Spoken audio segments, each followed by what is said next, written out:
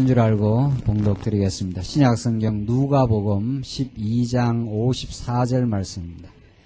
또 무리에게 이르시되 너희가 구름이 서에서 일어남을 보면 곧 말하기를 소나기가 오리라 하나니 과연 그러하고 남풍이 불물 보면 말하기를 심히 더우리라 하나니 과연 그러하니라. 외식하는 자의 너희가 천지의 기상은 분변할 줄을 알면서 어찌 이 시대는 분변치 못하느냐. 또 어찌하여 옳은 것을 스스로 판단치 아니하느냐. 내가 너를 고소할 자와 함께 법관에게 갈 때에 길에서 화해하기를 힘쓰라. 제가 너를 재판장에게 끌어가고 재판장이 너를 관속에게 넘겨주어 관속이 옥에 가둘까 염려하라. 내게 말하노니 홀이라도 남김이 없이 갚지 아니하고 하여서는 결단코 거기서 나오지 못하리라 하시니라. 59절까지 봉독드렸습니다. 우리는 지금 누가복음에서 전개되는 하나님 나라 증거의 말씀을 행하시는 그리스도의 사역을 통해 우리 하나님이 여호와시라 하는 것을 우리가 확인하고 있습니다. 하나님의 나라는 아무도 증거할 수 없고 또 세울 수가 없습니다. 메시아로 오신 하나님의 모든 주권과 대권을 한 몸에 위임받으신 하나님의 아들만이 하나님의 나라를 증거하실 수 있고 또 그분이 하나님 나라를 이루어 가실 수가 있습니다. 우리는 하나님 나라를 우리는 언약 성취의 복음이라 그러는데 성경 전체를 그 언약의 내용이 하나님의 나라라고 합니다. 언약이 이루어져 간다는 것은 그곳에 하나님의 나라가 이제 선포될 뿐만 아니라 하나님의 나라가 실제로 이루어져 간다. 이렇게 되어 있습니다. 이것이 하나님이 하시는 일입니다. 그러니까. 그래서 우리 누가복음 말씀 하나님의 나라 증거 가운데 지난 시간까지는 이제 하나님 나라 전파 가운데 제자들에 대한 그 격려의 말씀까지를 우리 지난 시간 53절까지 12장 53절까지 가르쳐 주시는 예수님의 말씀을 우리 배웠습니다. 제자들에게 이제 너희들 이제 하나님 나라 복음을 전가하게 되지만 많은 그 핍박과 어려움을 겪게 된다. 그러나 염려할 이유가 하나도 없다. 그때 성령께서 너희들을 다 가르쳐 주신다. 그래서 그의 나라와 그의 의를 추구하며 살아가기를 예수님께서 권면하신 다음에 이제는 오늘 12장 54절부터는 이제 백성들에게 전파합니다. 그러니까 이거는 딱 제자들에게만 하는 게 아니죠. 특별히 오늘 12장 54절부터는 무리들에게 증거하는 말씀인데 예수님께서 오늘 봉독드린 말씀은 예수님께서 시대를 분별하지 못하는 무리를 이제 책망하시는 말씀입니다. 그러니까 일기예보 같은 걸 예수님이 말씀하시죠. 구름이 서에서 일어남을 보면 곧 말하기를 소나기가 오리라 하나니 과연 그러하고 이제 천기를 이게 분별할 줄 안다는 거죠. 사람들이 이쪽에서 구름이 서에서 이렇게 일어나면 좀 있으면 소나기가 오겠구나. 우리도 그렇게 말하지 않습니까? 그런데 56절 외식하는 자여 너희가 천지의 기상은 분별할 줄 알면서 어찌 이 시대에는 분변치 못하느냐. 이 시대에 정말 분별해야 될 것을 분별하지 못하느냐 하면서 무리를 책망하시는 그 말씀입니다. 그러니까 누가복음 예수님의 메시지는 예수님의 말씀은 하나님께서 하늘에 그 신령한 은총을 베풀어서 눈을 열어주시고 길을 열어준 제자들에게는 하나님께서 깨닫도록 하나님께서 역사를 하시지만 그 당시의 기득권자들, 바리새인들, 서기관, 장로들은 하나님께서 깨닫지 못하게 해요, 사실은. 그러니까 지금 예수님이 이 시대에 놀라운 그 징표로 오신 거죠. 그 당대에 정말 때가 참에 하나님이 보내시겠다고 예언하고 언약한 대로 예수님이 오셔서 지금 무수한 예언과 표적과 하나님 나라를 지금 선포하지만 그런 것은 지금 하나님의 때가 이루어졌다는 거죠. 그런데도 사람들이 그걸 분별하지를 못합니다. 그래서 참 분변, 나누어 알아내는 거죠. 이게 참 중요한 건데, 이 변호사 할 때의 변자죠. 분변한다. 진리와 비진리를 쫙 갈라내는 거죠. 이건 진리다, 이건 비진리다. 이게 분변입니다. 여러분과 저에게 성령이 역사를 하시면 제일 먼저 우리에게 주어지는 복이 이 진리 분변입니다. 아하, 이게 진리구나. 이것이 비진리구나. 이렇게 쫙 갈라져서 우리의 머리가 정돈이 됩니다. 이게 이제 혼돈이 일어나면,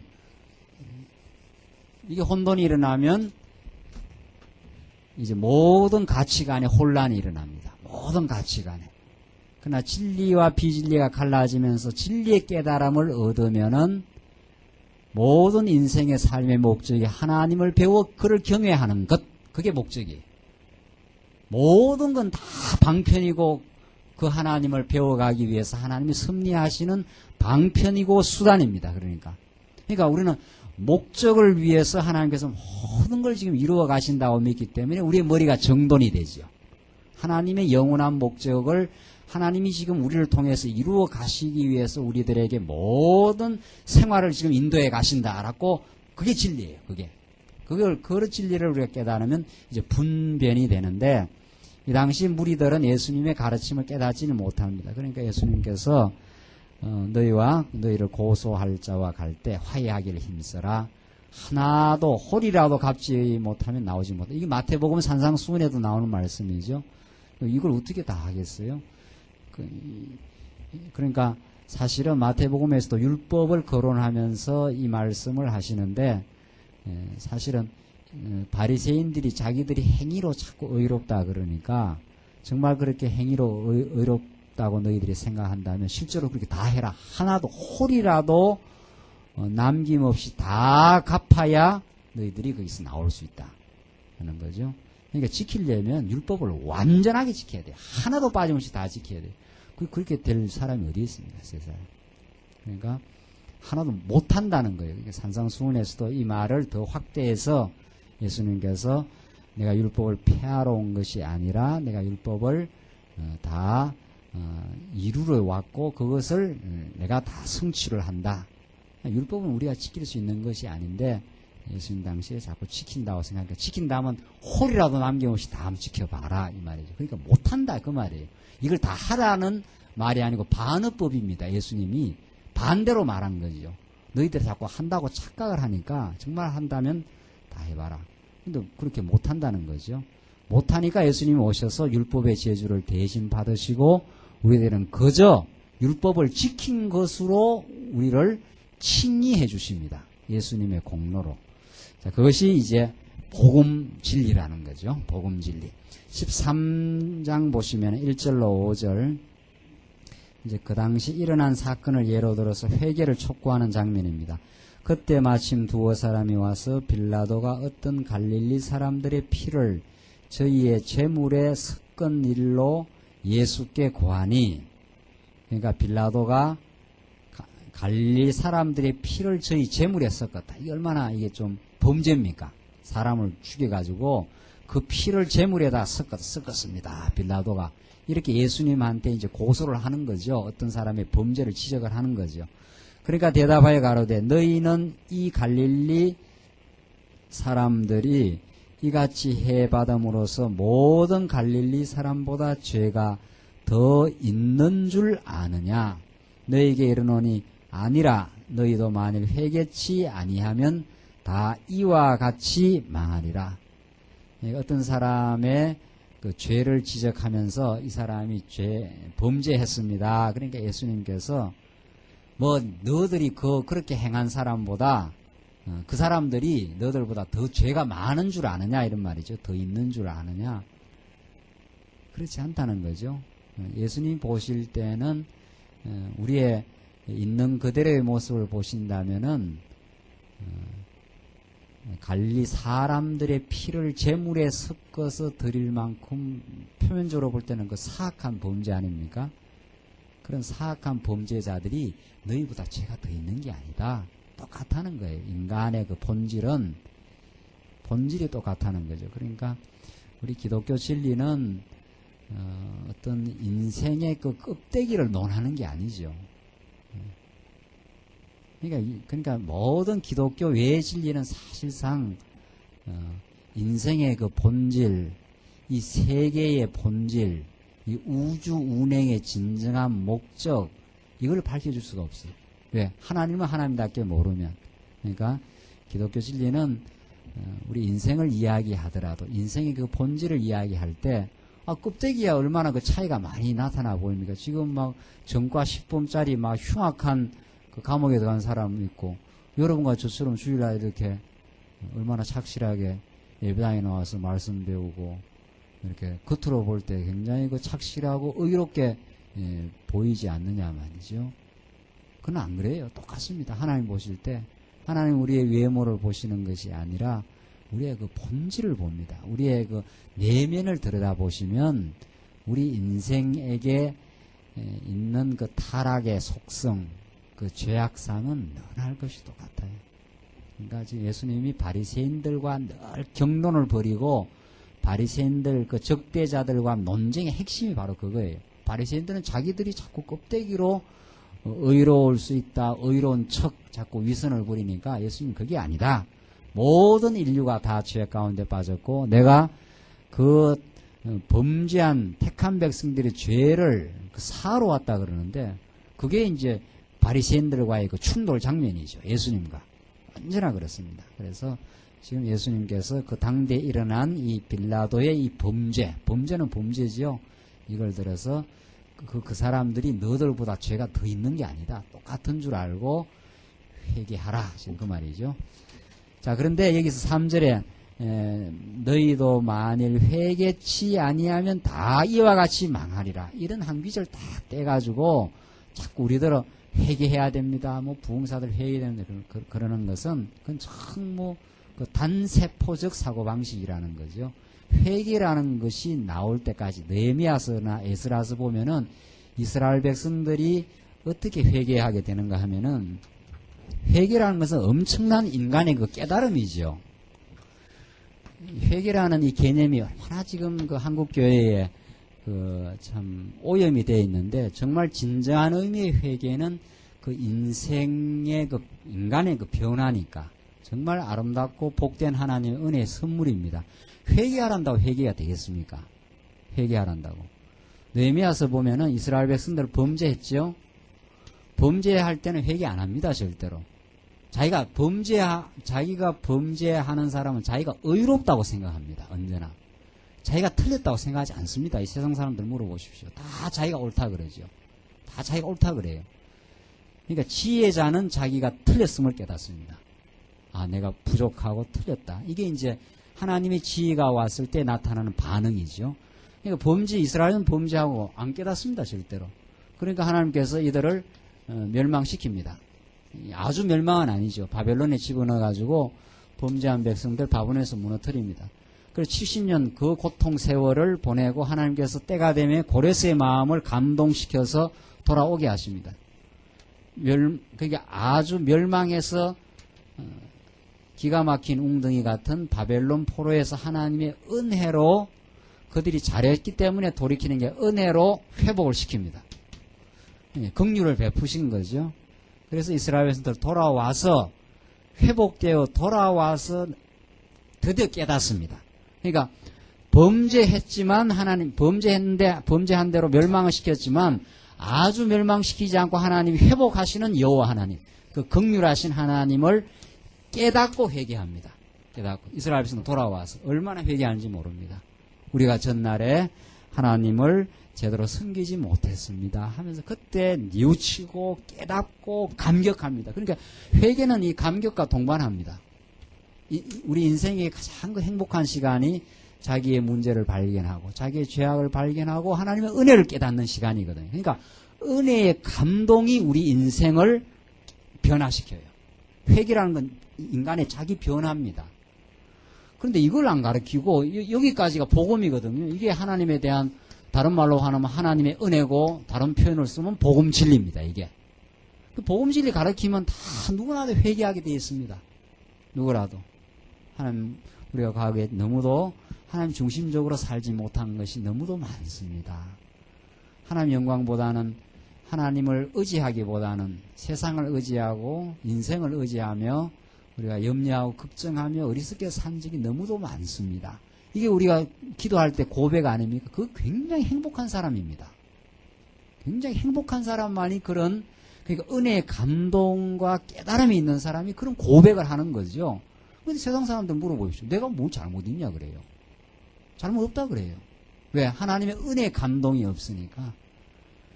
하나님의 은혜의 감동이 있는 사람은 회개하게 됩니다. 그러니까.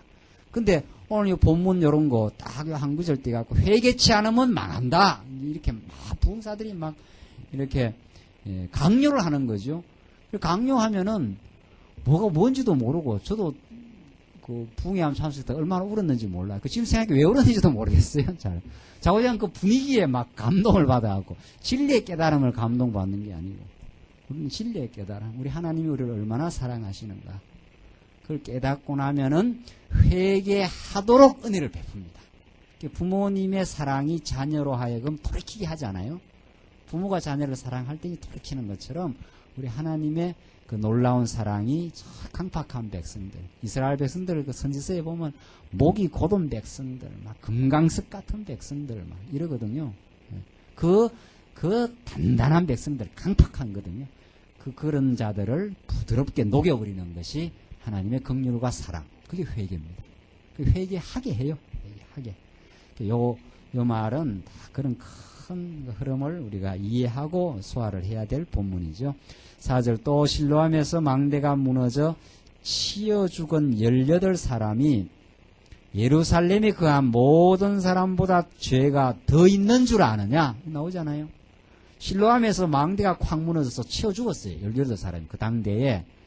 그러면 사람들이 생각할 때 아, 저 사람들은 참 죄가 많아서 오직 죄가 많아서 망대가 콱 넘어져가 사람이 그 짜부러져 죽었겠느냐 이렇게 이제 한다는 거죠. 근데 그게 아니라는 거예요. 그런 게 그 사람들이 예루살렘에 거한 너들보다 이 말이에요. 모든 사람이 예루살렘에 거하고 있는 예루살렘에 거한다는 건 그 당대에 굉장한 종교의식에 참여하는 사람들 아닙니까? 바리새인들 뭐 이런 사람들은 막 자기들이 막 굉장한 의인인 줄 생각하는데 그 너들보다 뭐 죄가 더 많은 게 아니다. 그걸 강조하잖아요. 그래서 5절 너희에게 이르노니 아니라 예수님께서 아니다 이 말이죠. 너희도 만일 회개치 아니하면 다 이와 같이 망하리라. 회개하게 되면은 이제 된다는 건데 회개가 마음대로 되나요? 하나님의 택한 백성에게는 반드시 진리의 깨달음을 통해서 우리의 허물을 발견하고 하나님 앞에서 자기의 허물을 고백하는 그게 회개 아닙니까? 그렇게 하게 하시고 이 당대 무리들, 이 사람들, 서기관들은 깨닫지 못해요. 왜? 자기들이 딴 사람보다 훨씬 의로운 사람인 줄 알아요. 그 사람들에게 회개가 나올 리가 없지요. 회개가 나오는 게 아니라 그 사람들은 자만이 나오죠. 자만이. 내가 의롭다 말이죠. 내가 다 딴 사람보다도 얼마나 안식일을 꼬박꼬박 지키고 우리가 얼마나 11조를 꼬박꼬박 내고 이런 식이지요. 그래서 자기 행위를 자꾸 부각을 시켜 나가는 그 무리들에게 지금 예수님이 하시는 말씀이에요. 6절 보십시다. 6절로 9절 보시면 무화과 나무를 심은 주인의 비유를 들어서 교훈을 하십니다. 이에 비유로 말씀하시되 한 사람이 포도원에 무화과 나무를 심은 것이 있더니 와서 그 열매를 구하였으나 얻지 못한지라 가원지기에게 이르되 내가 3년을 와서 이 무화과 나무의 실과를 구하되 얻지 못하니 찍어버리라. 어찌 땅만 버리느냐. 대답하여 가로되 주인이여 금년에도 그대로 두소서. 내가 두루 파고 그름을 줄이니 이후에 만일 실과가 열면이언니와 그렇지 않으면 찍어버리소서 하였다 하시니라. 참 이 소리가 진짜 많이 들었네요. 지방에 있을 때. 제목이 그래요. 제목이 금년에도 그대로 두소서. 이 제목이 그렇게 돼. 그러니까 이제 열매가 없으면 꽉 찍어버린다는 거죠. 그러니까 막 이제 강청을 해서 올해 한 번은 열심히 하겠다. 이제 이런 그 성도들의 그 열심을 촉구하는데 이 말씀을 이제 갖다 대는 거죠. 참 성경이 너무도 객지에 돌아다니면서 애를 많이 먹어요. 이 성경 말씀이. 이거는 뭐 써먹는 대로 써먹거든요. 써먹는 대로. 써먹는 대로.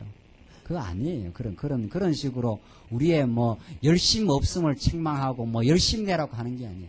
우리의 신앙의 열심은 하나님의 그 위대하심과 진리를 깨달으면 아무도 못 말리는 열심이 나옵니다.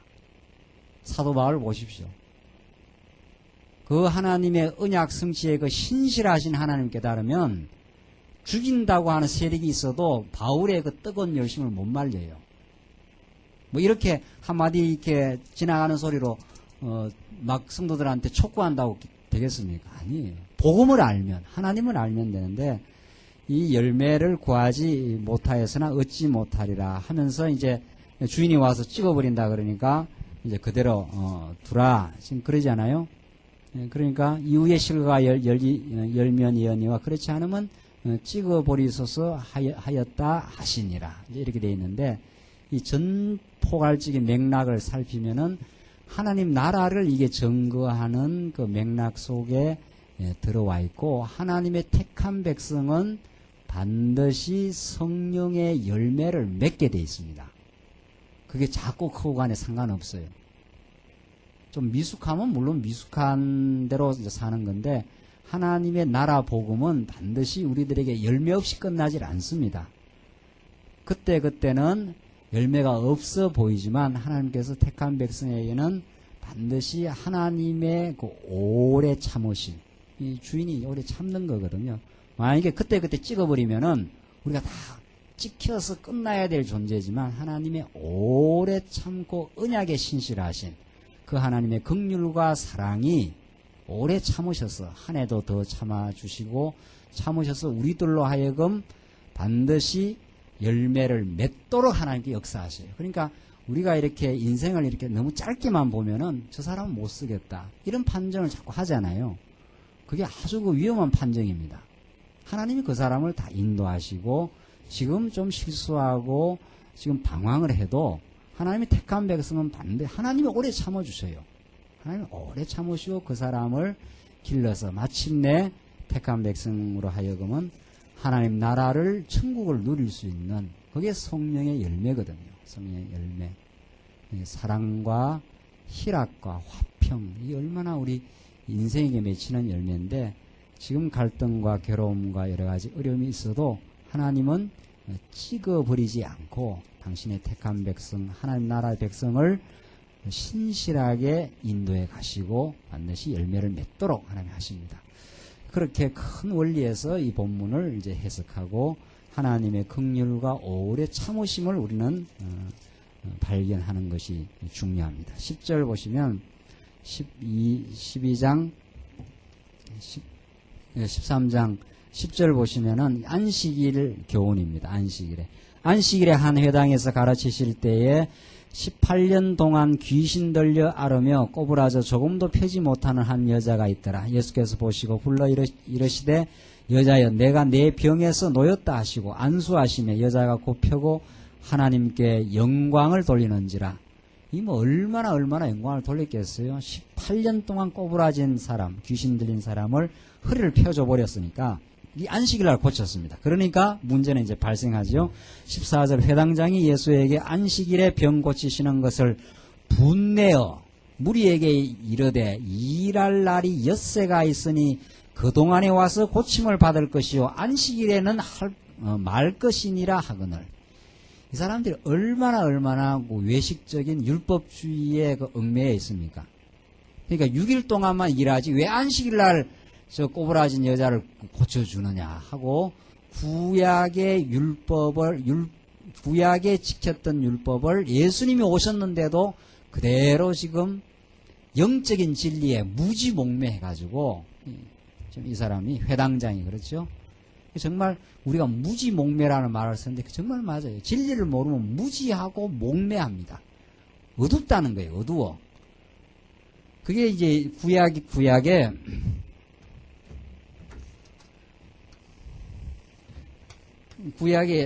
틀림없이 모세를 통해서 안식일을 지키라 그랬죠. 너희들 가나안 땅 들어가면은 꼭 안식일 지키라. 그 왜 그랬는가?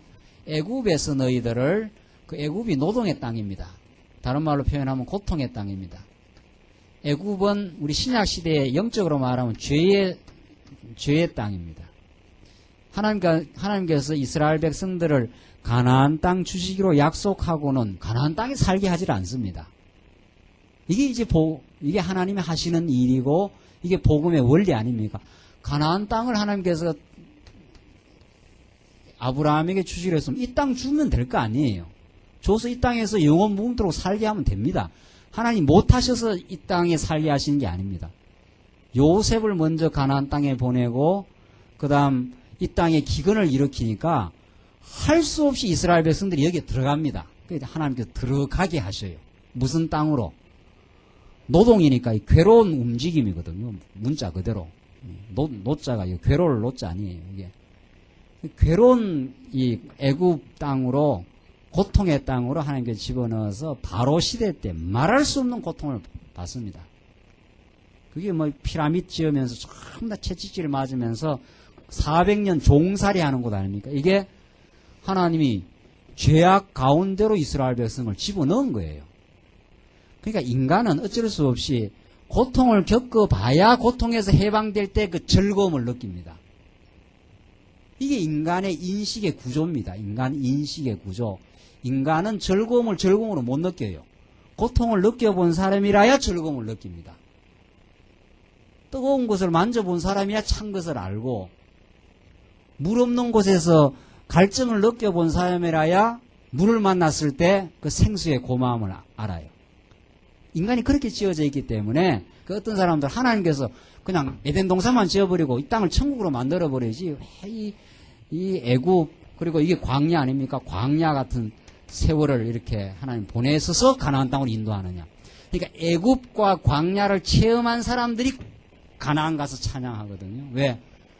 많이 고통받고 광야를 방황해 본 사람, 방황을 많이 해본 사람이라야 정착한 성에 들어갔을 때 기쁨을 누리고 마음의 기쁨을 누려요. 그래서 지금 하나님께서 이렇게 인도해 가시는 거거든요. 그러니까 안식이 없는 고통의 땅, 노동의 땅 애굽에 살았기 때문에 하나님이 이들을 이끌어내서 모압 땅에서 너희들 가나안 땅 들어가면 꼭 안식일을 지키라 그래요. 그 안식일 여기서는 6일 일하고 하루 쉴 때 얼마나 쉰다는 게 좋습니까? 그게 일반 계시도 그래요. 지금 오늘날도 열심히 일하는 사람이 쉼을 즐깁니다. 게으른 사람은 쉼도 없어요. 일주일 내내 게으르게 산 사람은 휴일날이 휴일이 아니죠, 사실은. 그러니까 열심히 막 그냥 일하고 그 일 속에서 파묻혀서 또 일이라는 게 힘들지 않아요. 그렇게 한 사람은 휴일이 돌아오는 것, 그게 참 좋은 거죠. 그게 비로소 이제 쉼을 느끼게 되니까. 그 안식일이 그런 거예요. 이 안식을 하나님이 이 고통의 땅에서 너희들을 가나안 땅으로 안식을 주신 분이 여호와라는 것을 기억하게 하려고. 이게 중요한 건 기억이에요. 모세에게 율법을 주신 것은 하나님이 이스라엘 백성을 얼마나 사랑하시는 분임을 기억하게 하려고 이렇게 해요.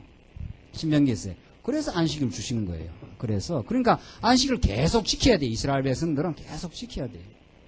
지킬 때마다 하루 푹 쉴 때 우리 하나님이, 여기는 쉼이 없는 곳이거든요. 애굽은 쉼이 없는 곳이에요. 고통의 땅이니까.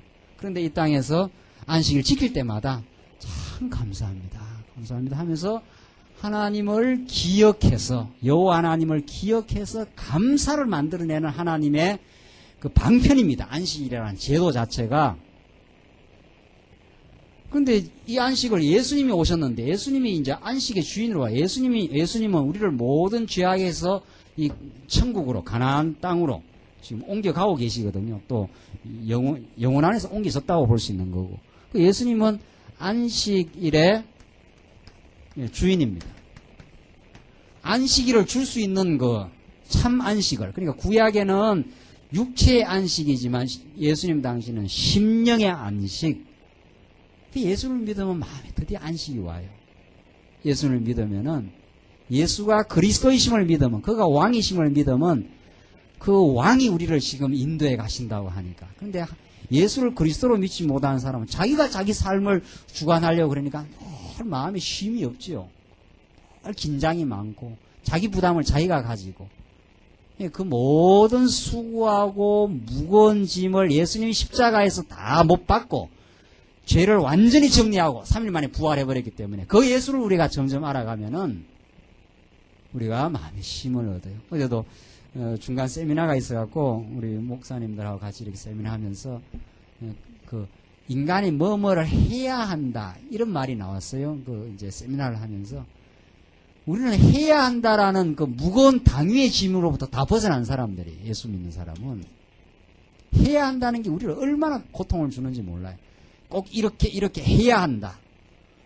교회 생활 그런 게 없어요. 우리 진리 안에 들어오면은 하나님께서 하게 하셔서 하게 될 뿐이에요. 믿음을 주시면 자꾸 더 봉사일을 하는 힘이 나오는 거. 하나님께서 믿음을 안 주시면 또 그만큼 사는 거죠. 꼭 이렇게 해야 된다 이런 게 없어요. 그 해야 된다고 하는 게 우리를 자꾸 짐을 무겁게 하는 거거든요. 안식일이니까 오늘 나와야 된다 이 말 아닙니까? 십계명에 그렇게 명했으니까 부모를 섬겨야 된다. 그게 얼마나 우리한테 부담이 됩니까? 섬겨야 되는 게 아니에요. 부모의 사랑이 하나님의 그 놀라운 사랑이 우리로 하여금 섬기도록 역사하셔요. 그 해야 된다 이런 의무가 없어요. 우리가 교회 생활이. 우리는 즐거움으로 자유함으로 하시라는 거 아니에요. 이 말을 이제 깊이 못 알아들으니까 아 이거는 뭐 마음대로 해도 되는구나. 마음대로 해도 돼요. 맞아요. 마음대로 하지 누가 시켜서 하겠습니까? 그 마음대로라는 말 속에 엄청난 사랑의 종이 들어있어요.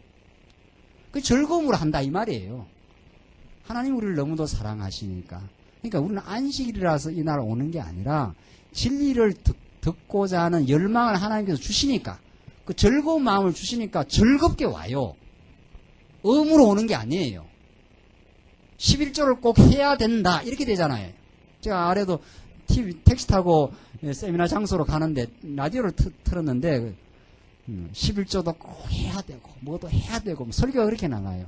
참 저 교회 성도들은 참 고통이 심하겠다 말이에요. 어떻게 11조를 꼭 해야 됩니까? 할 마음을 주시면 하시고 우리는 11조도 아니지만은 즐거움으로 할 마음을 주시고 복음에 동참할 마음을 주시면 하게 되고 그 마음을 안 주시면 또 안 하는 자유도 있어야 되죠. 어떻게 그걸 해요 자꾸.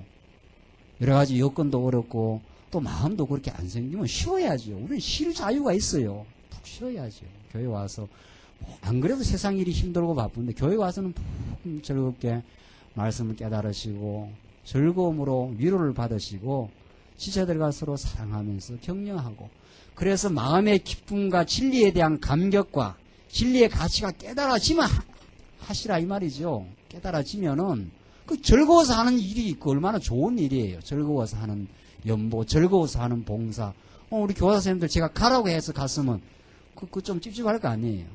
그냥 본인들이 더 자꾸 이렇게 우리 아이들 사랑하는 마음이 자꾸 드니까 어떻게라도 진리를 더 좀 잘 준비해서 어떻게 해서 가르치면 아이들한테 더 좋을까 하는 사랑하는 마음이 있으니까 그렇게 돈 들여서 시간 들여서 갔다 오시는 거예요. 그러니까 본인의 즐거움을 하시는 거죠. 그걸 누가 가라 말라 하겠냐 말이죠. 그렇게 우리 교회 생활은 사랑의 법이 지배합니다.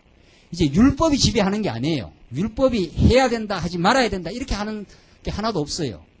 모든 그 무거웠던 율법을 예수님이 다 걸머지고 십자가에서 정리해버렸어요. 그래서 우리에게 참 안식을 주셨어요. 심령의 안식을. 그러니까 푹 쉬고 나면 그 안식이라는 게 어원적으로 원기 회복이라는 뜻이 있다는 거 아니에요. 어원 안식이라는 용어 자체가 사바트라는 그 용어 자체가 원기 회복이에요. 그러니까 사람이 푹 쉬고 나면 원기가 확 회복돼요. 현대인들이 잘 쉬지를 못해서 힘이 없거든요. 지치고. 그러니까 일을 하다가 푹 쉬고 나면 진리의 말씀 아래에서 말씀의 깨달음 속에 푹 심령이 쉬고 나면 힘이 확 솟습니다. 그때 힘이 솟아요. 솟아. 복음의 진리의 힘이. 그러니까 막 거뜬거뜬하게 하죠. 어떤 일을 하고 싶어요. 짐을 지고 싶고 그래서 하는 거죠. 그게 안식이래. 그게 안식. 이 안식이 영원한 안식으로 이루어져요. 이제는 이 땅 위에서는 조금씩 이제 어떨 때는 안식을 잃어버리고 살 때도 있잖아요. 하나님께서 아직은 광야니까. 근데 나중에는 예수님이 다스리는 영원한 천국에서 영원히 쉬어요. 거기 가면은 이 기독교는 그래서 안식의 종교, 이 안식은 우리를 게으르게 만드는 것이 아니라 육체의 안식하고는 달라요. 심령의 안식은 우리를 더욱 활기가 넘치는 삶으로 우리를 몰아가요. 성도님들 심령의 안식을 지금 누리고 있습니까? 그게 예수를 가장 잘 믿는 표준이에요. 누가 예수를 가장 잘 지금 믿고 있는가? 진리를 깨달아서 심령의 안식을 가지고 있는 사람, 그거죠. 그거 우리 마음대로 되는 건 아니에요. 하나님이 주셔야 돼요. 하나님이 그걸 주시기를. 그러니까 예수님이 수고하고 무거운 짐진 자들아, 죄악에 눌려있는 자들아, 이 말이죠. 죄는 우리를 쉬게 하질 않아요. 계속 경쟁하게 하고 이 자본주의 사회는 막 계속 돌리잖아요. 쉼이 없는 사회가 되어버렸어요. 그러나 그 중에서도 우리 택한 성도를 빼내어서 오늘 이렇게 우리를 진리의 말씀 듣게 하시고 모든 세상 염려 다 적어놓고 오늘 이 시간만이라도 하나님이 다 인도해 가신다고 믿어지고 하나님 우리를 죄를 다 용서하셨음을 믿어지고 그렇게 마음의 편안한 안식을 누리기를 바라요. 그래서 저는 목회자로서 우리 성도님들 우리 교회에 오셔서 말씀 잘 깨달으시고 말씀 깨달으면 심령의 평강이 있으시니까 다글다글 이렇게 볶는 게 아니에요. 교회는 오늘날 교회는 다글다글 볶는 거 아시죠? 다글다글 사람을 볶아대서 못 살게 해요. 못 살게 해요. 다 그렇죠. 이것도 하라 저것도 하라 막 구역 뭐도 하라 막 그냥 금요 기도 예배도 하라 막 철야도 하라 새벽도 나오라 그런 거 아니에요. 진리를 잘 깨달으시고 하늘의 평강을 얻으시고 심령의 평강을 얻으시고 그래서 원기가 회복이 되면은 열심히 사시면 돼요.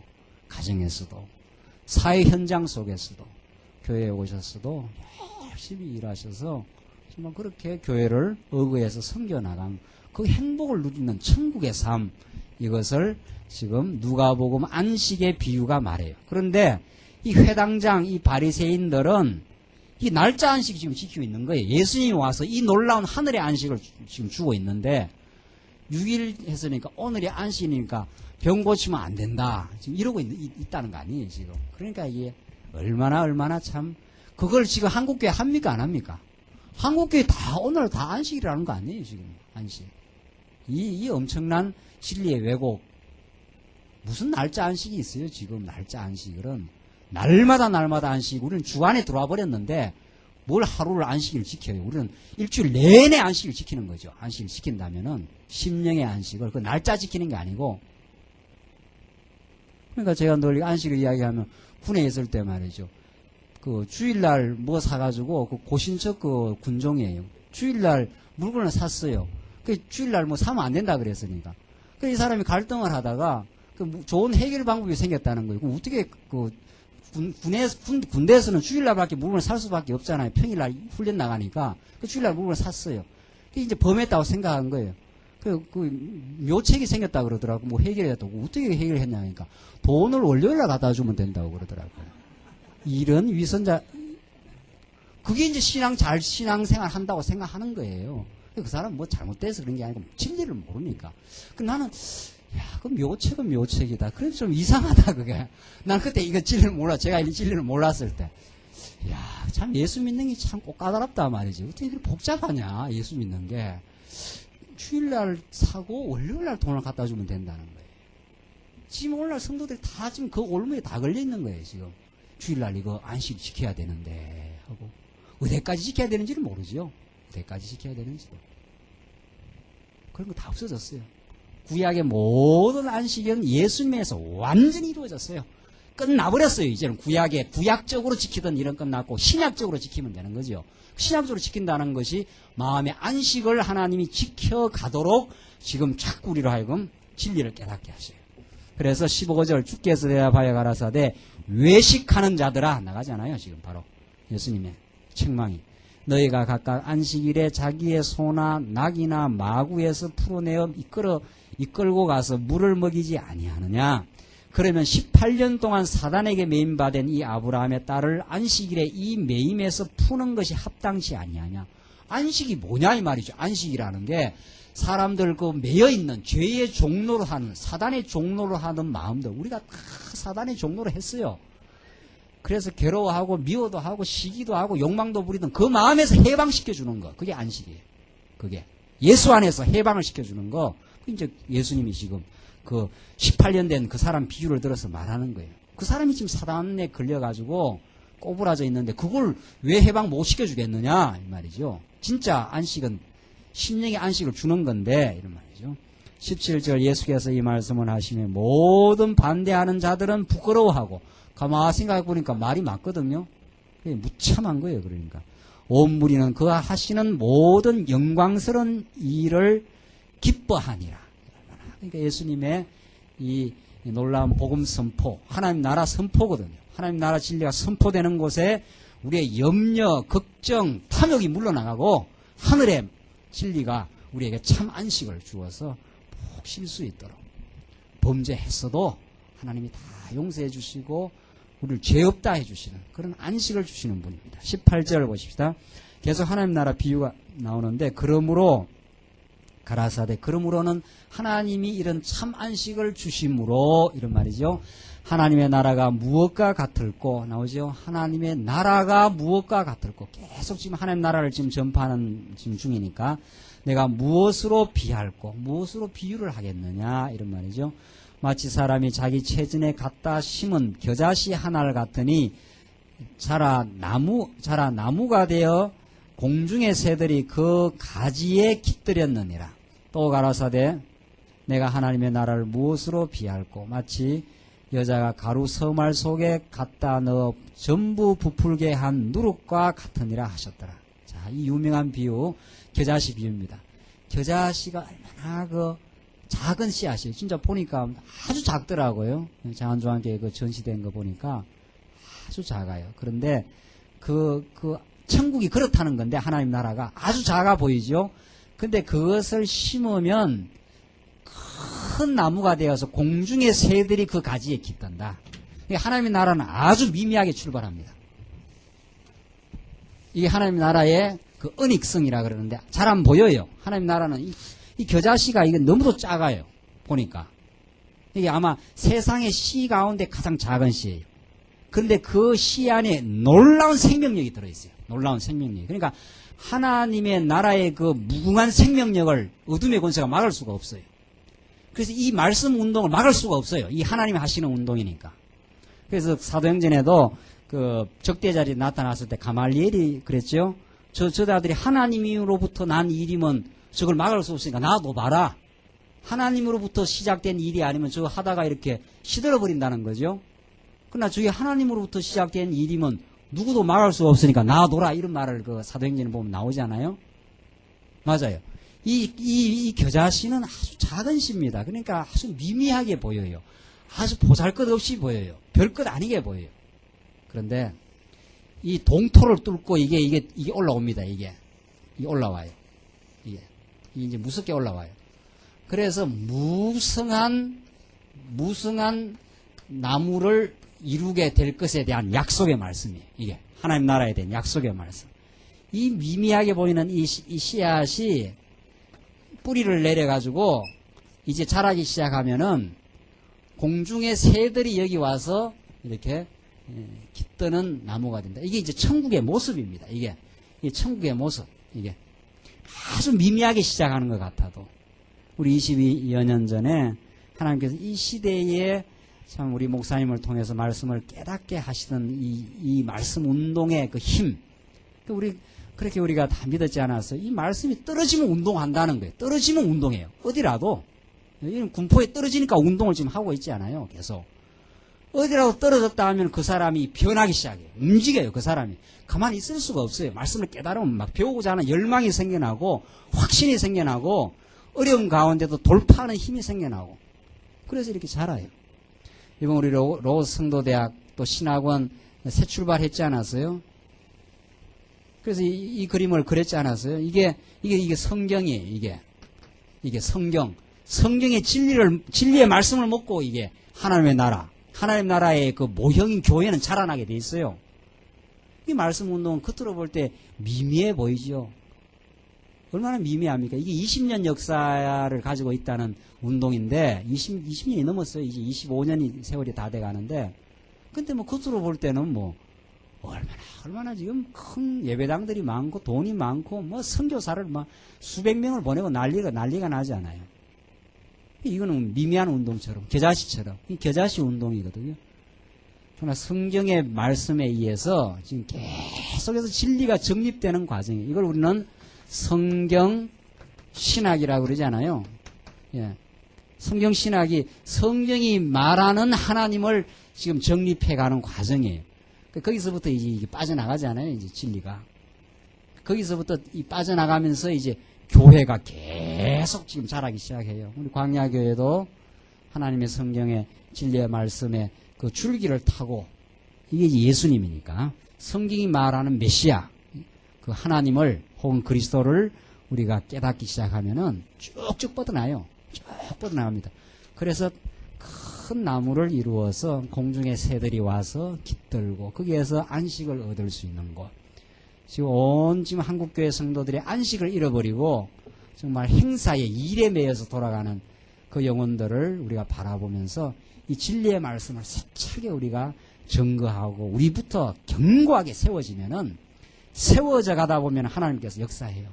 지금 인터넷 아까번에 우리 남전도의 우리 지사님들하고 식사하면서 이야기 잠깐 나눴지만 인터넷이 이게 어떻게 역사할지 몰라요. 지금 하나님께서 우리 말씀 운동을 현재는 내부적으로 견고하게 하시고 지금 우리 또 광야교회 같은 경우도 지금 내부적으로 계속 연단과 훈련을 통해서 견고하게 하기 때문에 하나님이 아직 대외 접촉을 그렇게 많이 안 시켜요. 지금 조금 일어나고 있잖아요. 중국이나 뉴질랜드나 또 어제도 오늘 지금 낮에도 지금 미국에서 지금 테프를 보내달라고 지금 팩스가 왔는데 지금 벌써 대외 접촉이 일어나고 있어요. 벌써 복음이 전파되는 이제 접촉선을 그걸 하나님이 만드십니다.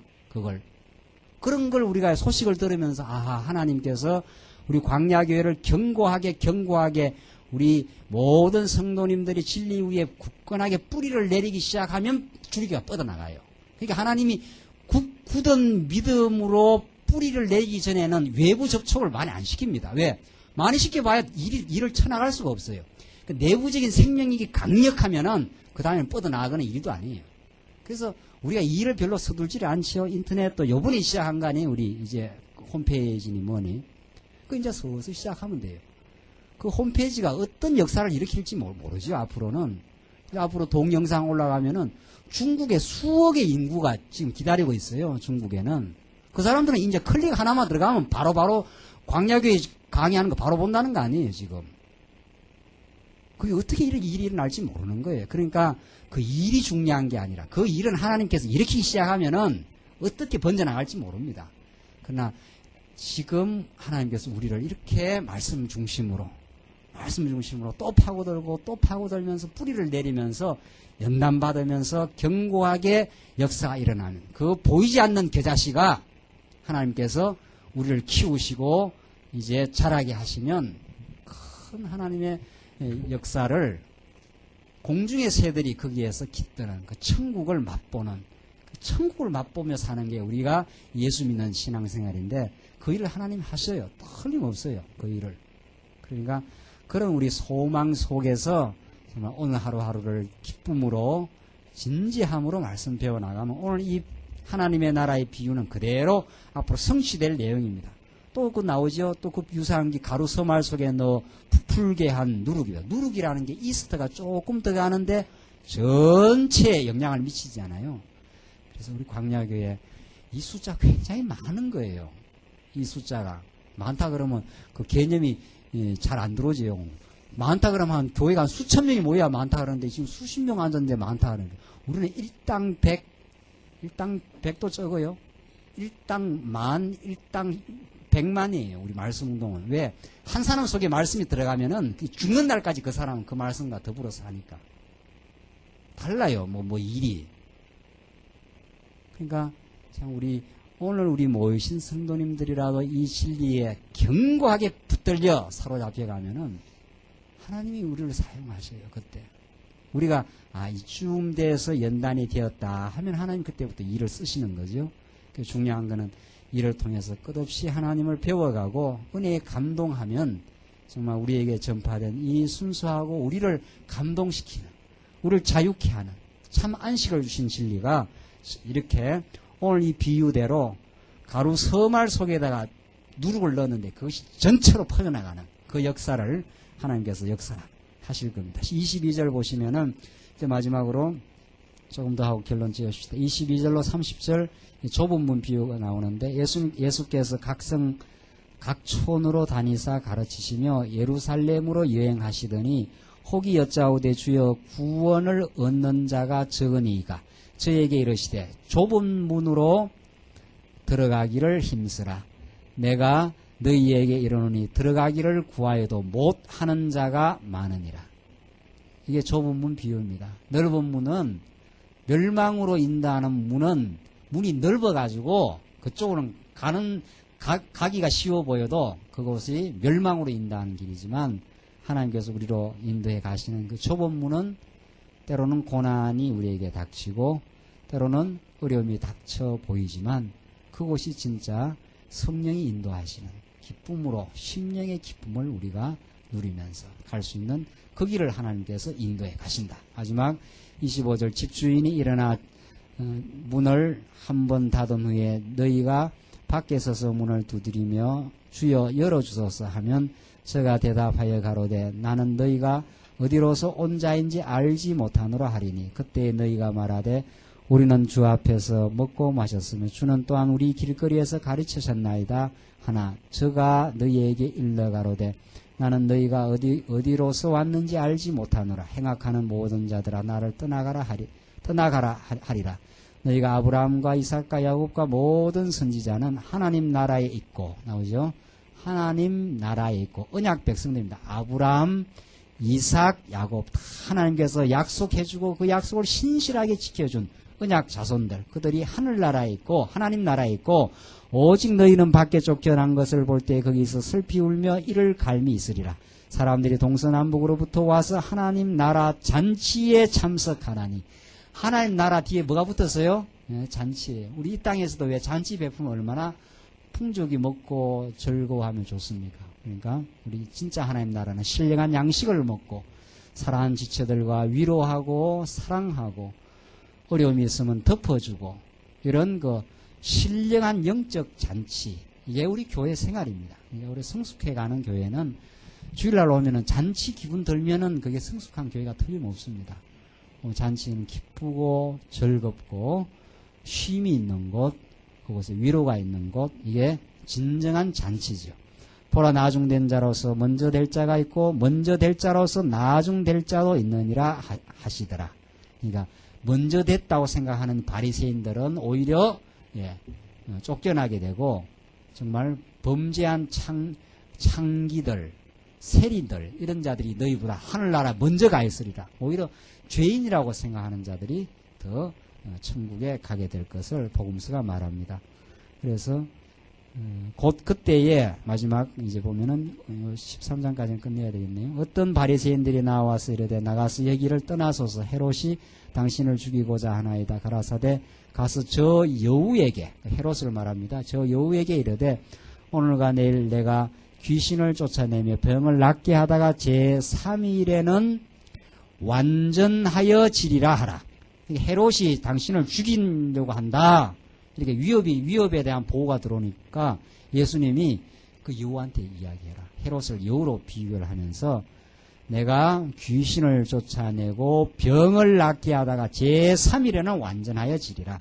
내가 죽었다가 제3일날 부활할 것인데 그러나 오늘과 내일 모레는 내가 갈 길을 가야 하리니 이 갈 길이 바로 예루살렘으로 가는 길, 죽으러 가는 길입니다. 이제 갈 길을 가야 하리니 선지자가 예루살렘 밖에서는 죽는 법이 없느니라. 예수님은 죽는 시간과 장소와 방법까지도 다 정해져 있어요. 이게 하나님의 영원한 작정된 프로그램이라 우리가 이걸 지금 언약 성취로 믿어요. 그러니까 예수님이 이 땅에 오셔서 누구한테 죽을 거, 어떤 모습으로 죽을 거, 어떻게? 어디서 죽을 것? 이게 전부 구약에 예언되어 있습니다. 누구한테 죽을 것? 이방인의 손에 넘겨 죽을 것. 어떻게? 나무에 매달려서 죽을 것. 어디서 죽을 것? 예루살렘에서 6월절 날 죽게 될 것. 그렇게 되어 있어요. 그러니까 헤롯 너가 날 죽인다고 생각하느냐 이 말이에요. 예수님은 헤롯이 예수님을 죽여버려야 되겠다. 헤롯이 그 당시에 그 총독이나 비슷한 거거든요. 그 분봉왕입니다. 그러니까 분봉왕. 총독은 아니고 총독은 빌라도가 총독이고 로마 지배하에 있던 시대니까 그러니까 총독 꼬봉이나 되는 거지요. 헤롯 왕은. 그 헤롯이 그 백성들 착취하면서 권세를 누리고 있었을 때인데 헤롯이 예수님을 죽이려 헤롯이 또 누구를 죽였습니까? 세리와 목을 쳤지 않았어요? 그러면서 예수님을 죽이고 온다 그러니까 예수님이 하시는 말씀이 이 말씀이 얼마나 참 놀라운 말씀입니까? 너 분봉왕이 나를 죽이겠느냐 이 말이죠. 그 예수님은 자기가 메시아로 오시니까 만왕의 왕으로 오신 분인데 헤롯 너가 나를 죽이는 게 아니다 지금 그 말이에요. 나는 갈 길을 지금 가게 돼 있는데 갈 길을 내가 가게 돼 있는데 내가 예루살렘 밖에서는 죽는 법이 없다. 어디서 죽느냐? 예루살렘에서 너 손에 죽지 않는다.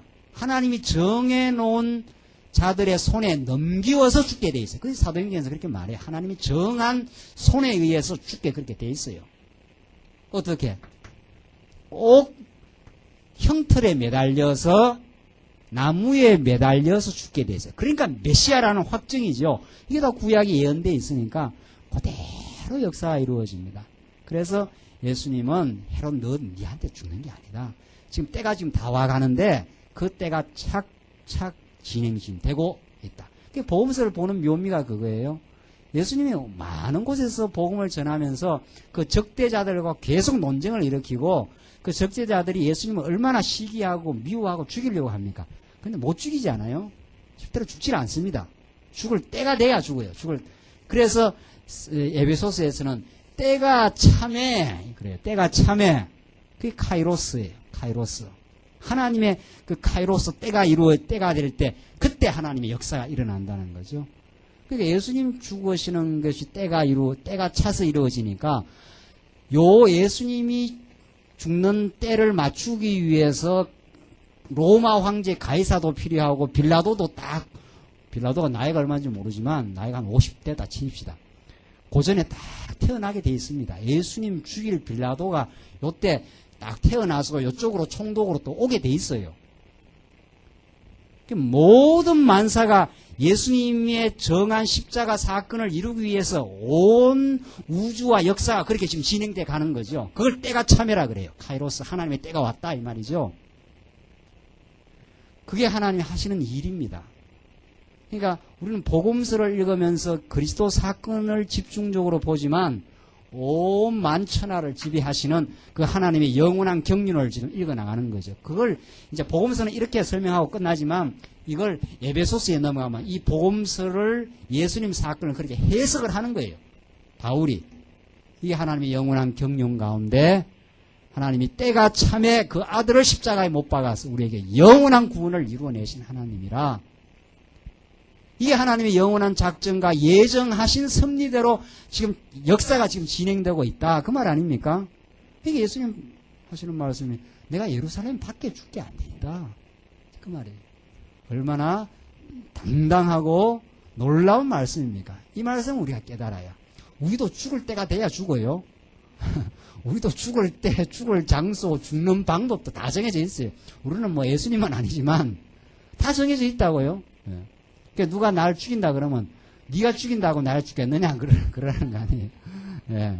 안 죽어요. 안 죽어. 절대 우리는 하나님이 딱 죽을 때가 되면은 다 고이 눈 감게 우리 권사님들 먼저 가실 거니까 갈 때 편안하게 아주 기쁨으로 하나님께서 부르시는 것이라 생각하고 그렇게 돌아가셔야지. 안 죽으려고 막 이를 바둥바둥 하면 안 돼요. 안 죽을 일이 없는 거예요. 잘 살다가 죽을 때 되면 하나님 품으로 가는 건데 그 죽을 때 다 정해져 있어요. 예수님 그 때를 정해놓으시고 하나님께서 방법도 정해놓으시고 시기도 정해놓으시고 다 정해놓고 지금 역사를 주관해 가시는 하나님, 그 하나님을 믿고 우리가 정말 어떤 역경 속에서도 당당하게 그렇게 살아갈 수 있는 힘을 우리 공급받습니다. 기도하십시다. 우리 자비하신 하나님 아버지, 오늘 우리 예수님께서 하시는 이 놀라운 말씀을 통해 하나님의 천국을 우리 하나님이 선물로 우리에게 이루어 가시고 예수님의 이 사역을 통해서 만사와 만물을 주관해 가시는 하나님의 정한 때와 정한 방법과 정한 시기와 정한 일들을 통해서 영광을 드러내 가시는 우리 하나님 아버지, 우리 이 하나님 하나하나 이 말씀 통해서 깨닫고 터득되는 대로 우리 삶 가운데서도 그렇게 믿어져서 하늘의 평강과 기쁨을 누리며 살게 하시옵소서. 이 말씀 모르는 수많은 영혼들 우리 주변에서 얼마나 괴로워하는지 모릅니다. 그 영혼들 기억하는 우리에게 참 사랑하는 마음 있게 하시옵소서. 예수님 이름으로 기도하옵나이다. 아멘.